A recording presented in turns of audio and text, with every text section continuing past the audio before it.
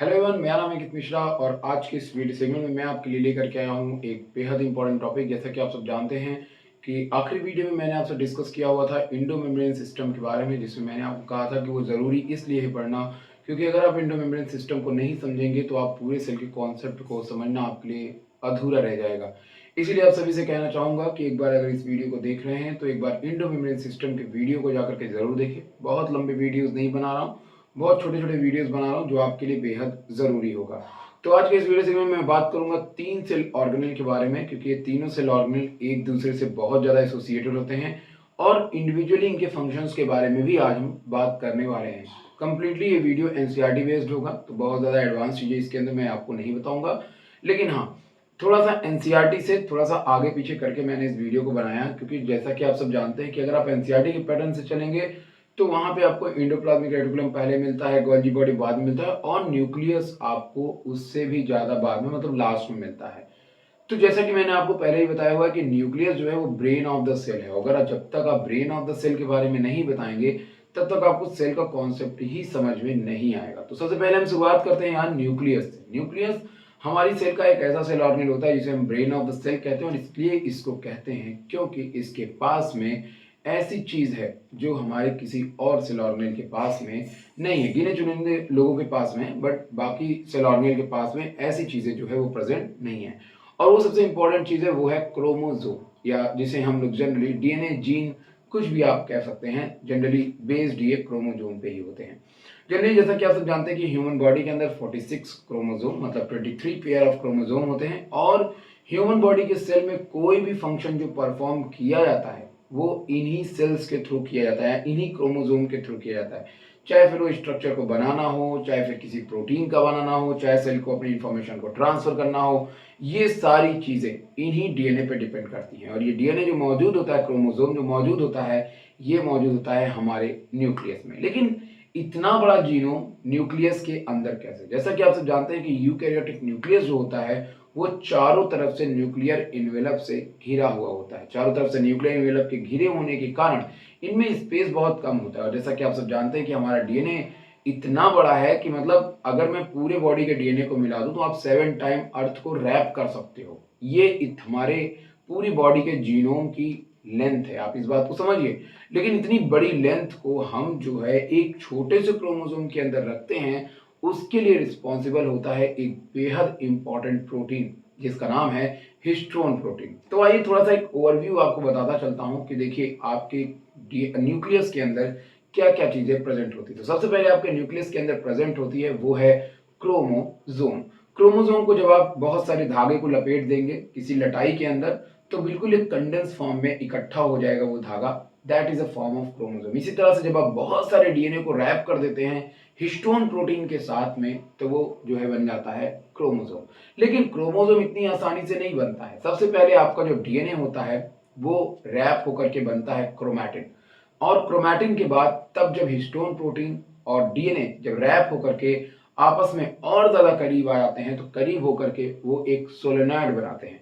और इस सोलेनॉइड के बाद जो है आपका क्रोमैटिन होता है, उससे ज्यादा लूज, और सबसे लूज होता है आपका डीएनए। तो आइए थोड़ा सा इसको और स्टेप वाइज समझते हैं।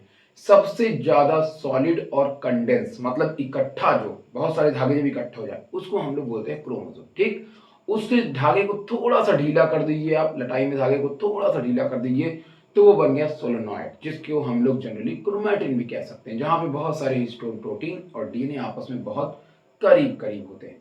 तीसरे नंबर पे जो चीज आती है वो आती है आपकी क्रोमैटिन, या फिर आप जिसको न्यूक्लियोसोम भी कहते हैं।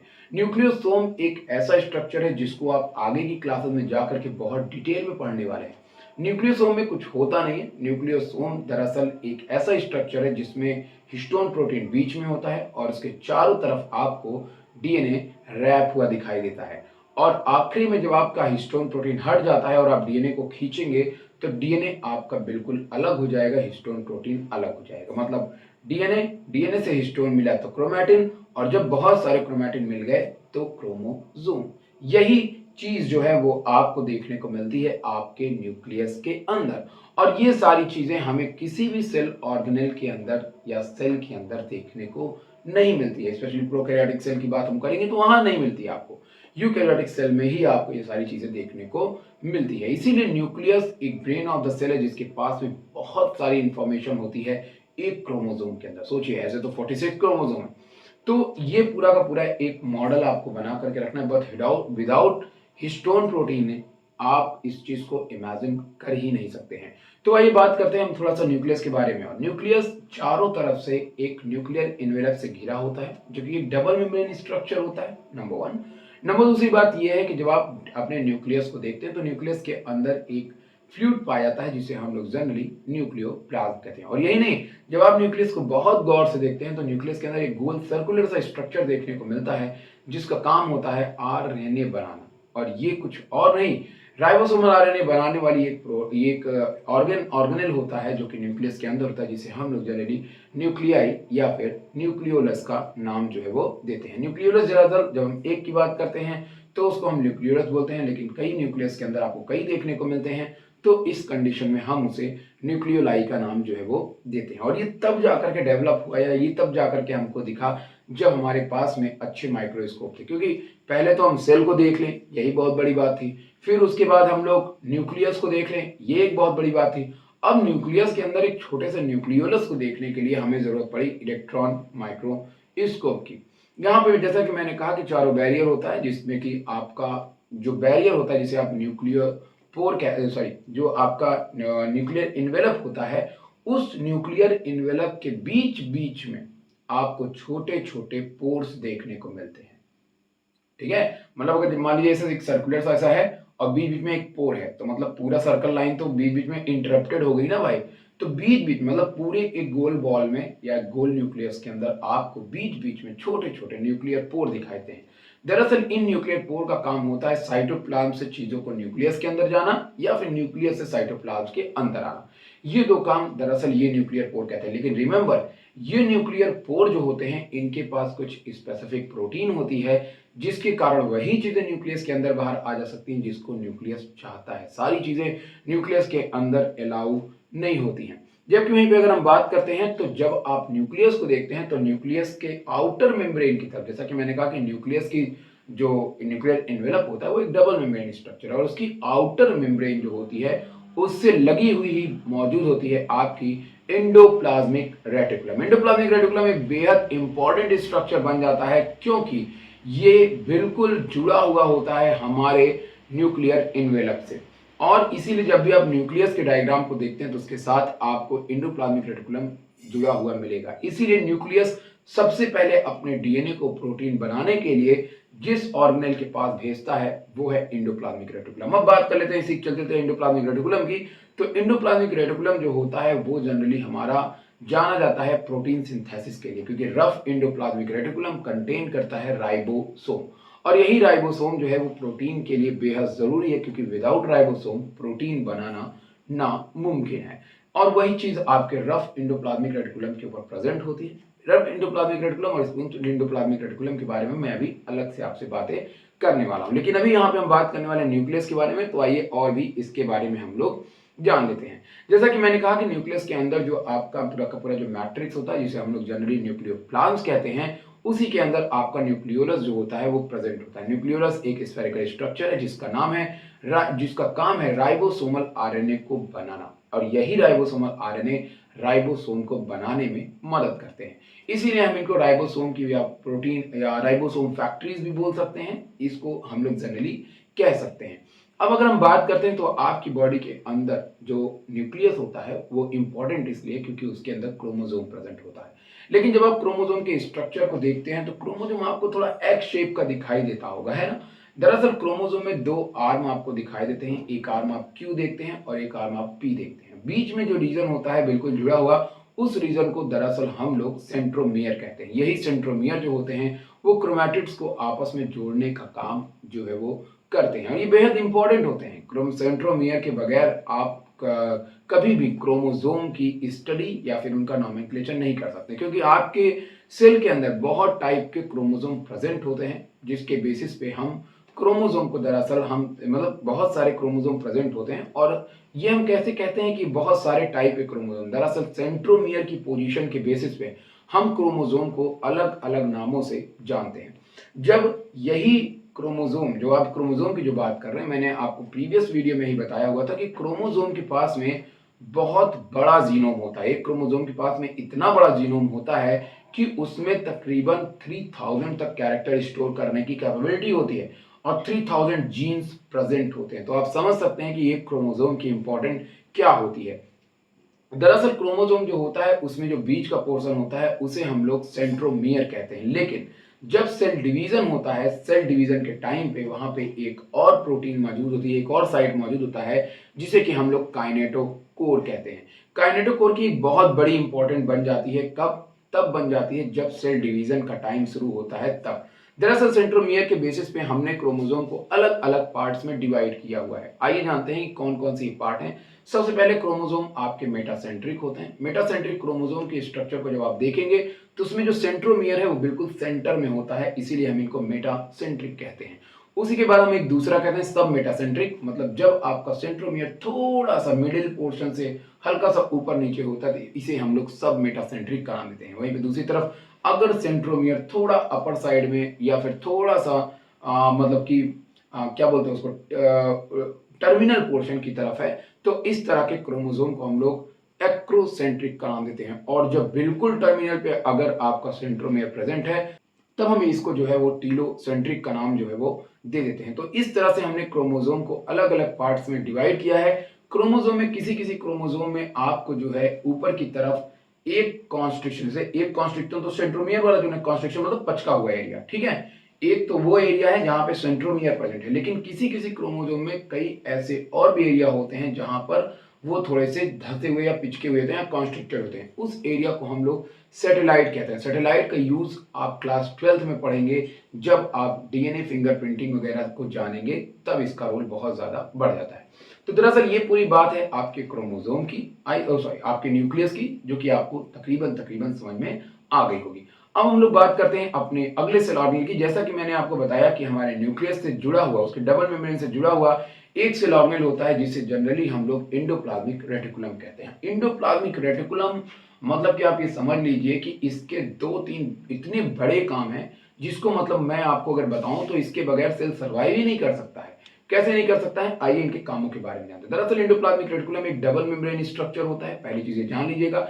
इसके पास में खुद का डीएनए या चीजें या प्रोटीन बनाने की कैपेसिटी नहीं होती है, इसीलिए इसको अगर प्रोटीन बनाना है तो प्रोटीन बनाने के लिए ये न्यूक्लियस से एमआरएनए को लेता है और इसके पास में प्रोटीन बनाने की फैक्ट्री मतलब राइबोसोम होता है। उस राइबोसोम की हेल्प से ये प्रोटीन बनाता है। लेकिन प्रोटीन बनाने के लिए जो एमआरएनए चाहिए वो इसको मिलता है न्यूक्लियस के डीएनए से। क्लियर, इतनी बात समझ में आ गई।